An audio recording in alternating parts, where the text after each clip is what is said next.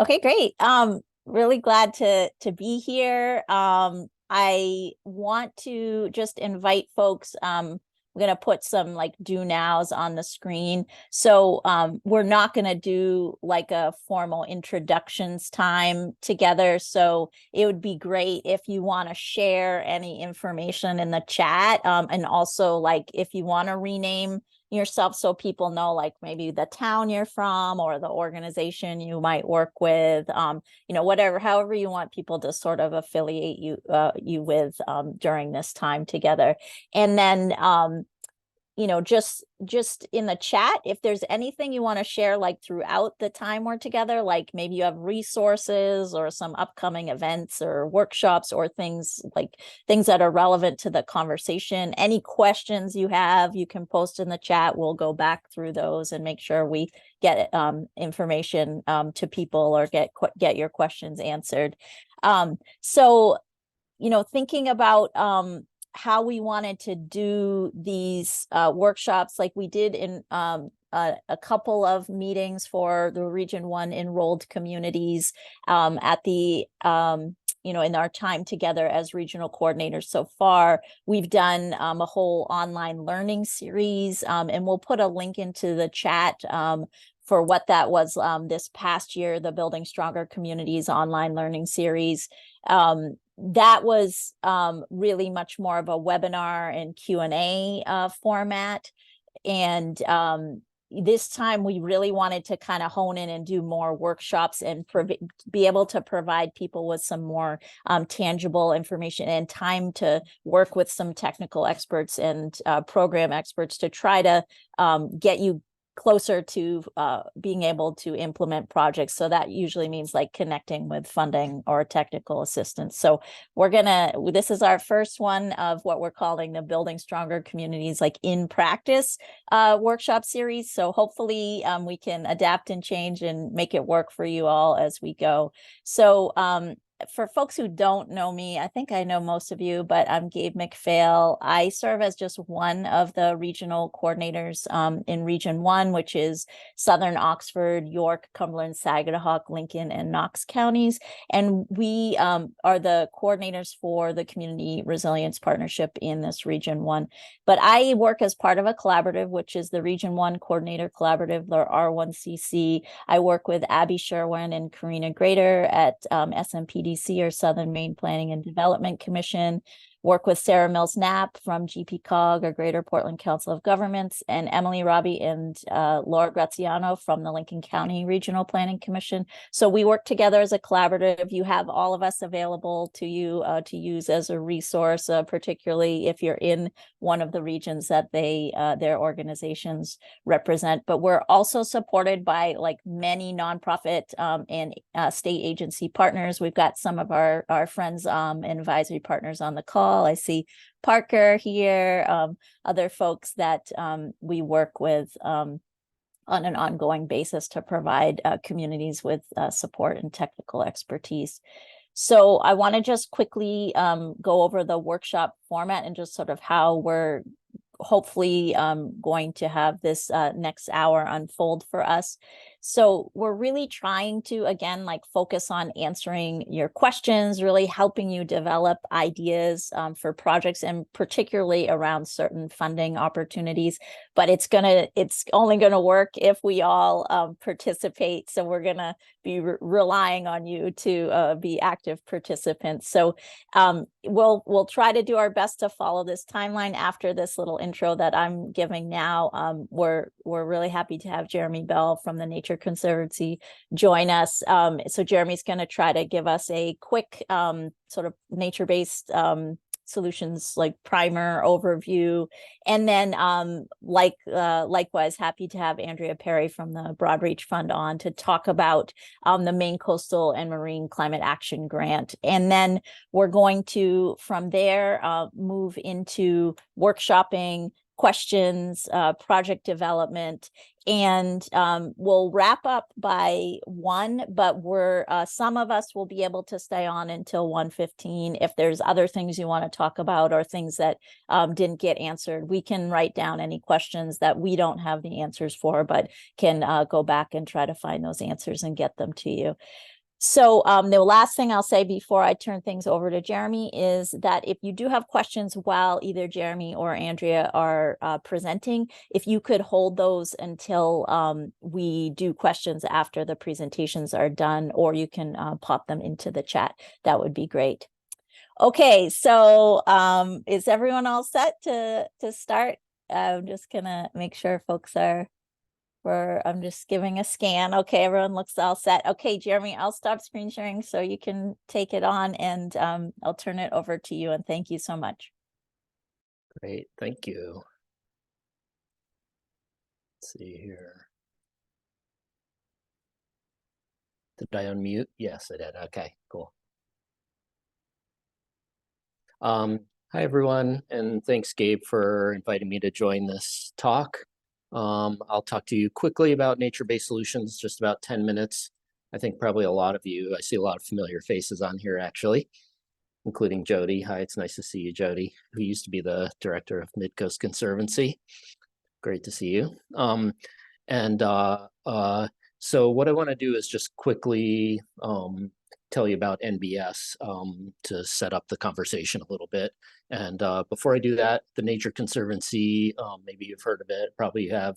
We're a global organization, and we have an office in Maine. I'm sitting in Brunswick right now in our main office. Okay, and so what is NBS? Starting with the most basic, and we'll get a little bit more detailed, but NBS is essentially working with nature for the benefit of people and also for the benefit of nature at the same time. So that's, you know, not going to read you the United Nations definition of nature-based solutions, but that's basically what it's all about, and I'll get into a little bit more detail as well. So this next slide is from a paper by Egermont from several years ago, and the big things that I want you to take away from this graphic is, you know, this concept of using protection, such as a project like forest protection, to provide nature and people benefits. Restoration, so that might be something like a salt marsh restoration that might reduce flooding and improve biodiversity, or creation, which is one idea in that realm is oyster reef creation to provide a wave break for homes along the coast. And so this framework here is how we sort of, you know, a lot of people who use nature-based solutions use this framework to sort of think about how to apply nature-based solutions that give benefits to people and nature at the same time. And okay, so why NBS?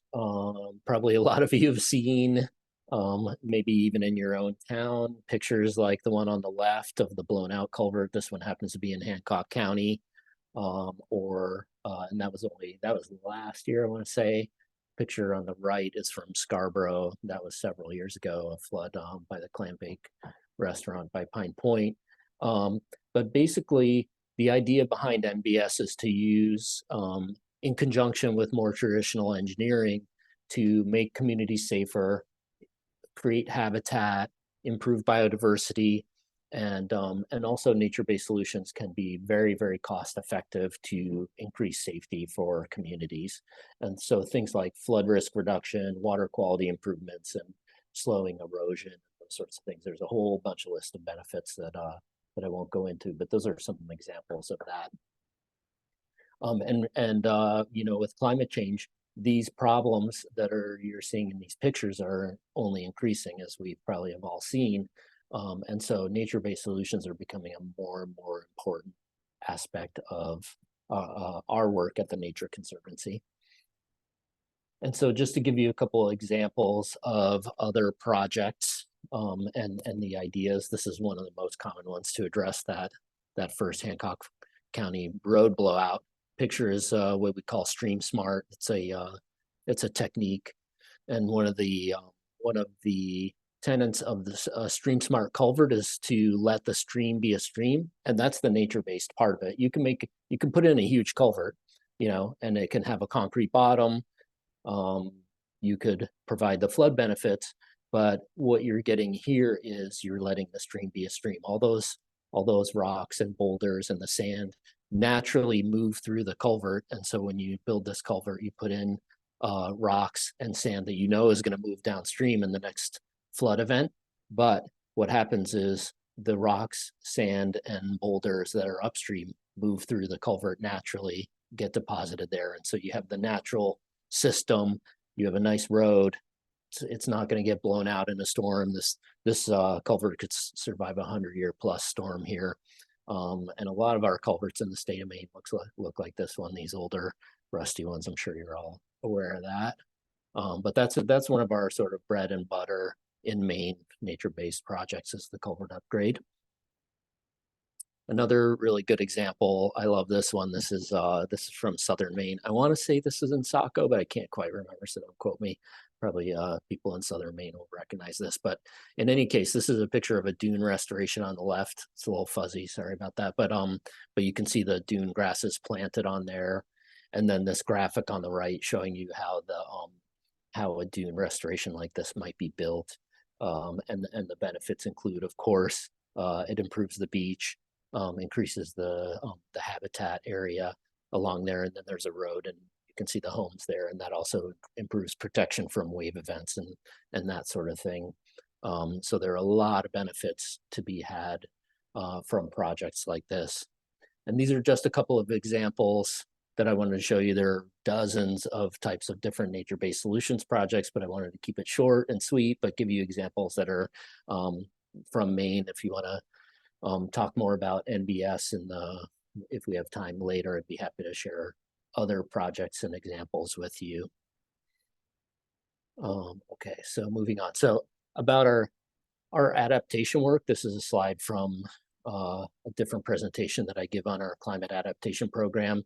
And the nature-based solutions are a major underpinning of our climate adaptation work. The goal of our adaptation program is to improve nature and also improve people's lives. And so these are sort of the 5 big picture goals of our program. And one of the things that I'll call out on here is social equity. That's a huge component of our work. We were part of the development of the Maine Social Vulnerability Index that's being now used in the Climate Council report.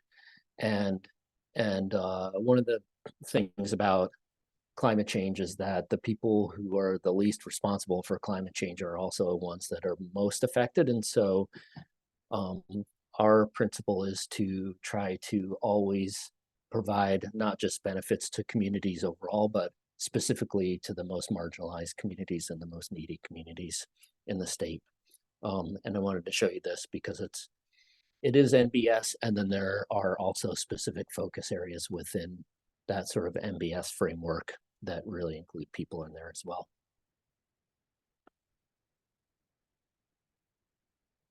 Okay, so I kept it short. I think that was under 10 minutes. It would probably, maybe it was even 5, I don't know. I didn't time it, but anyway, my email address is on here.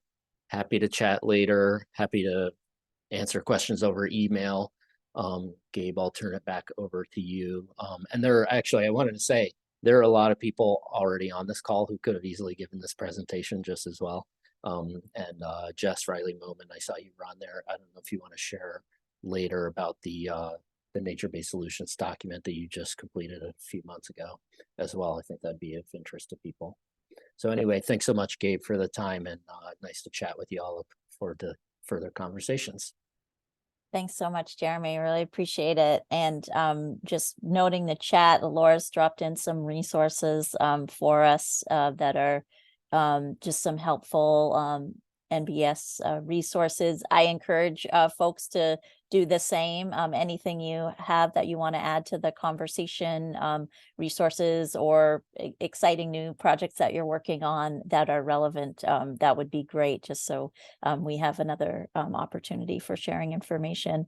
I'm going to go ahead and share my screen and turn things over to Andrea.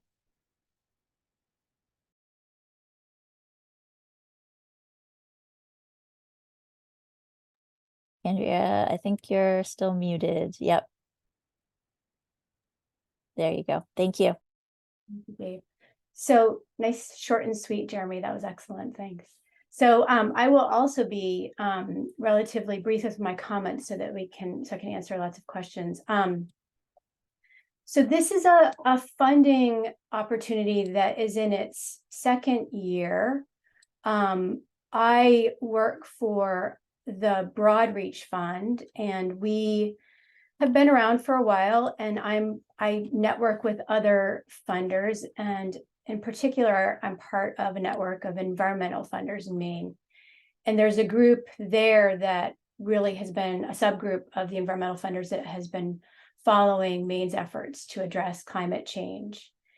And we've always had a focus on the marine environment. For like over a decade, we've been funding in the water, doing upstream work on river restoration, and then working with communities that earn their livelihoods from the ocean.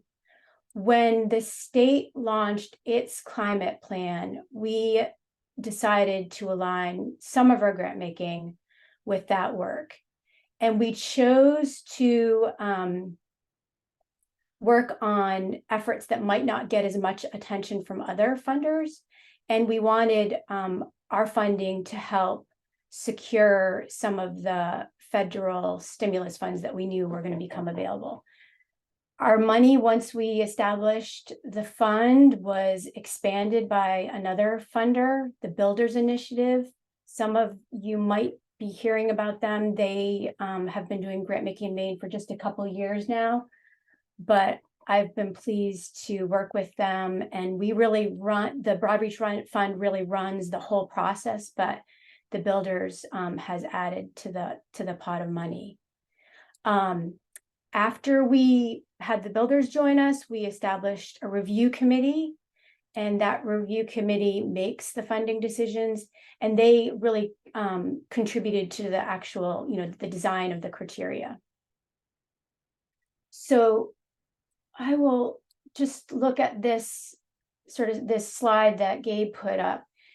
These are, I think, the formative priorities that you may have seen throughout the request for proposals, the RFP that Gabe had sent ahead of time. Gabe, do you want to post that in the chat again?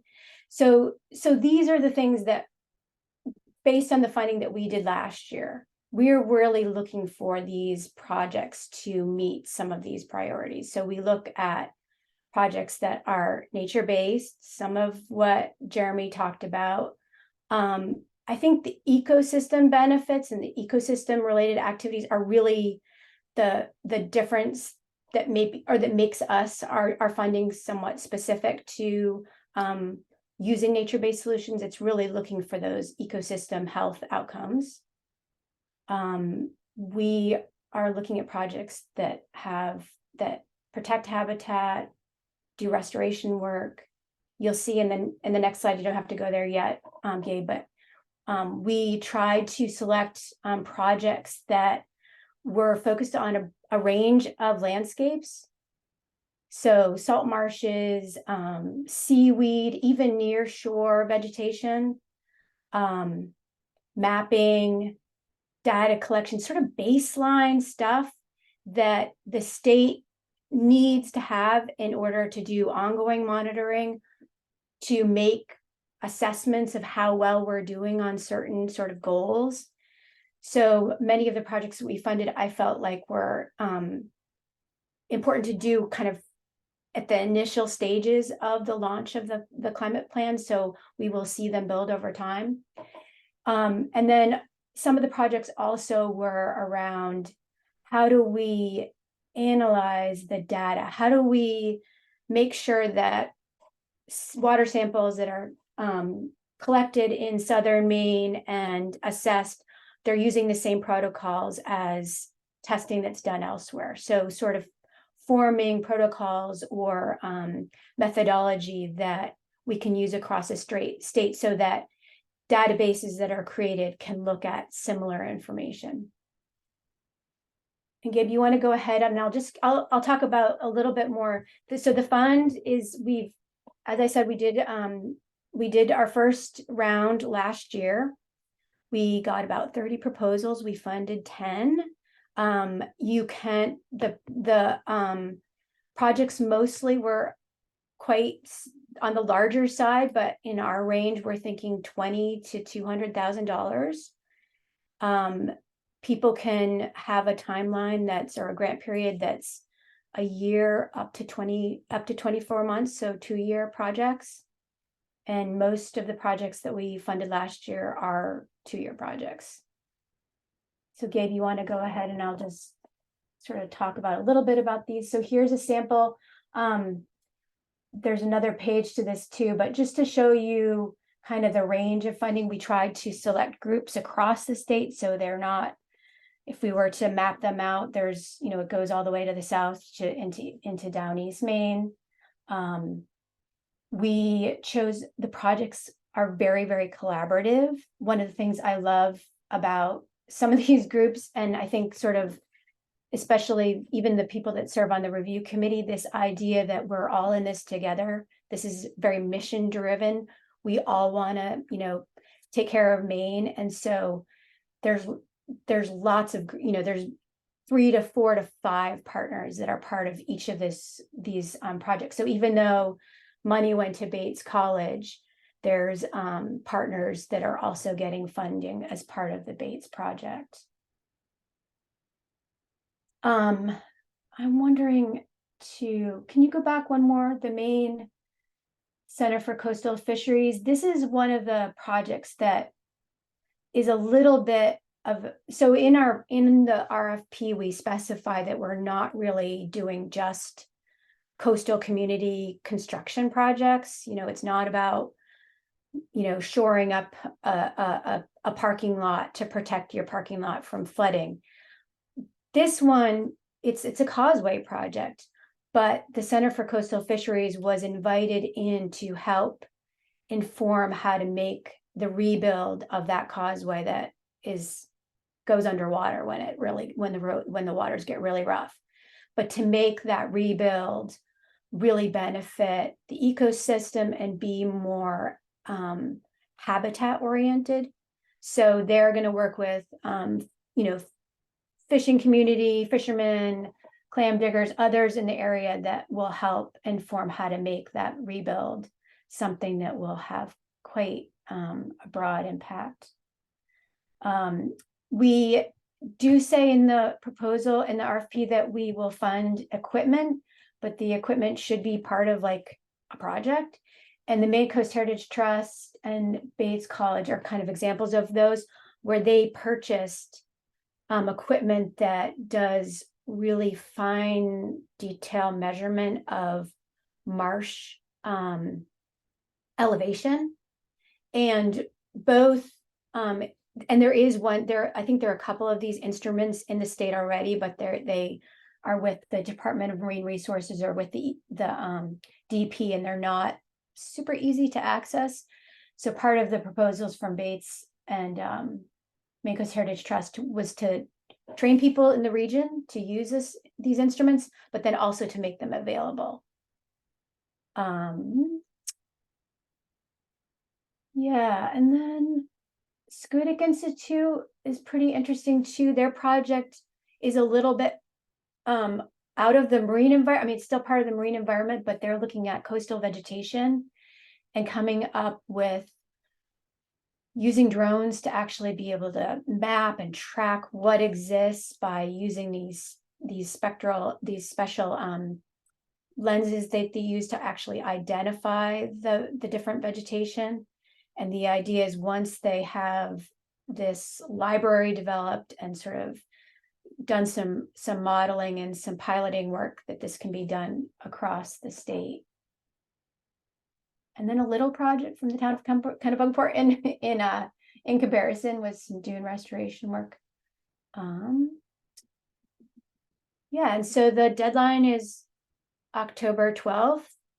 I am available for people to call and, let me know what kind of project you have, and I'll give you my best sense of whether or not I think it's going to be competitive.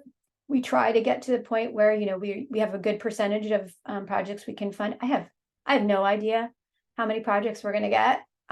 We did just hear from another funder that they are going to join us, and they're putting in another $500,000. So we've got 2 million available.